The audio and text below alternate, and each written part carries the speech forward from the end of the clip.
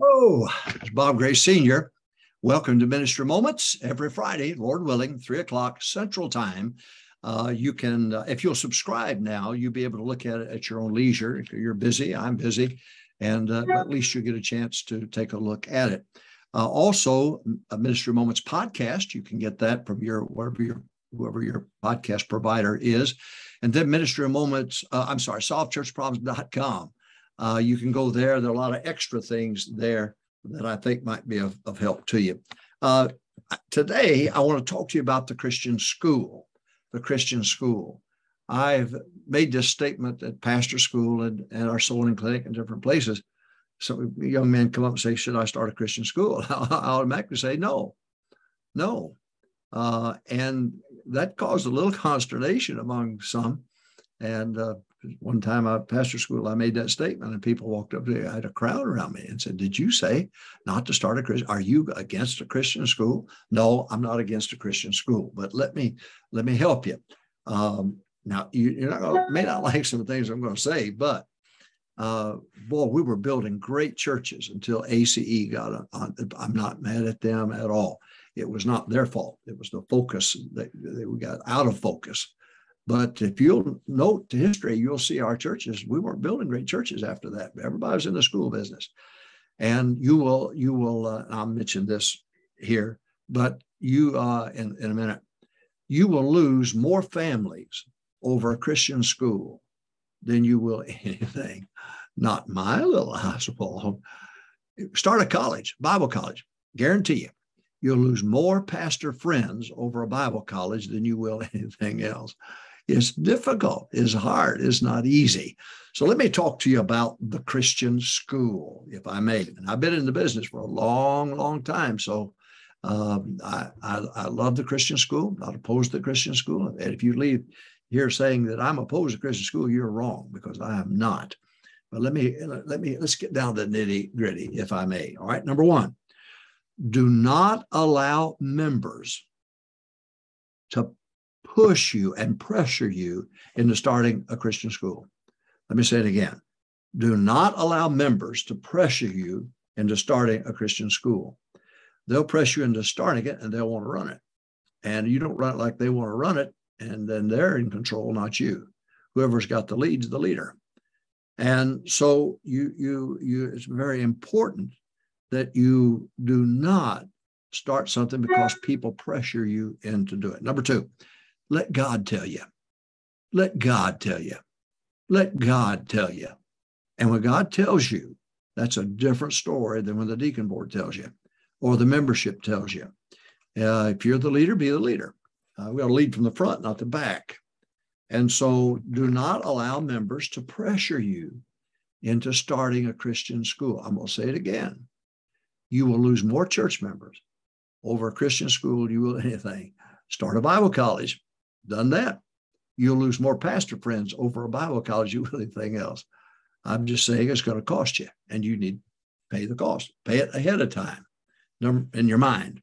Number two, let God tell you. Number three, best to have a closed school.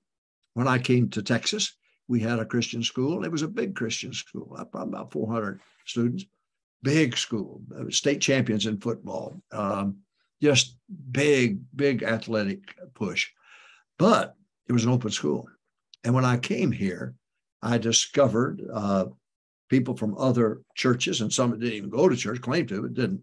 They would sit in that classroom next to my son and next to my sons and next to my daughters.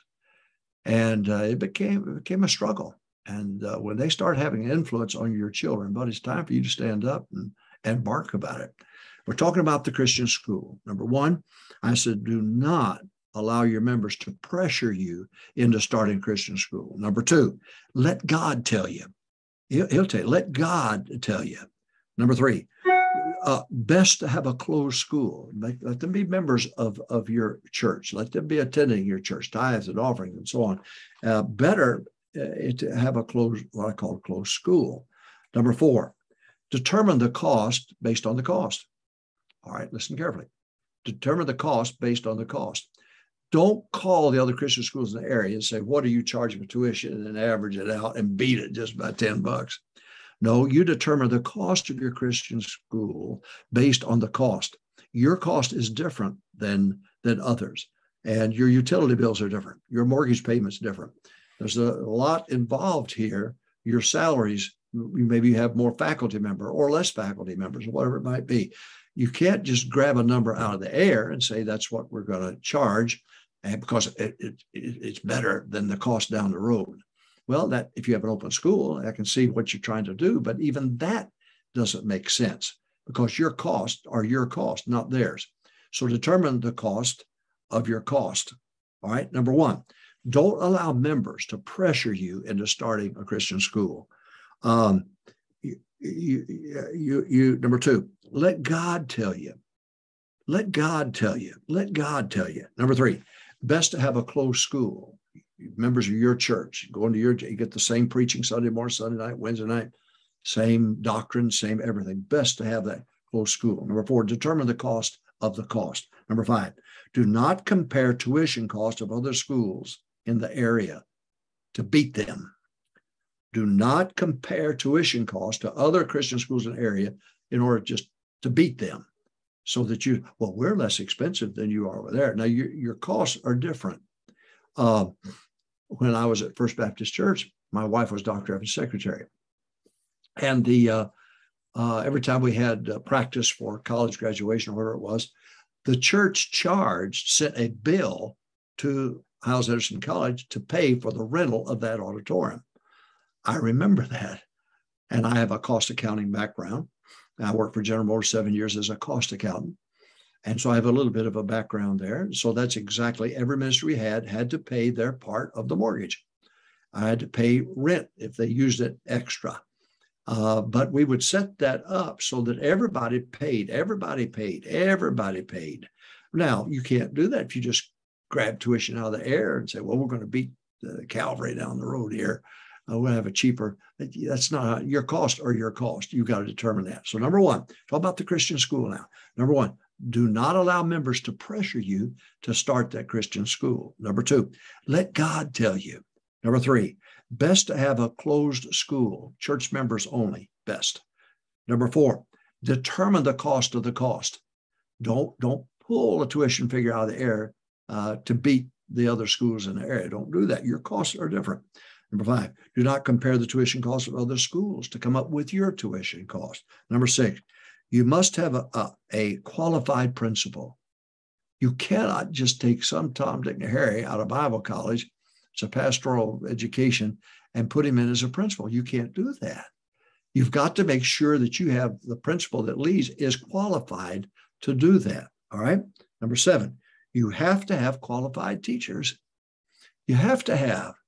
And we would test our students to see how. Oh, I loved it when Dr. Zinn would come in and say, preacher, here are the results of testing our students. And we were always ahead. And I loved it. I loved it. You've got to have a qualified principal. You've got to have qualified teachers. All right, we're talking about the Christian school now. Number one, do not allow members to pressure you into starting a school. Number two, let God tell you. Number three, best to have a closed school, church members only. Best. All right, number four, determine the cost of the cost. Determine the cost by the cost.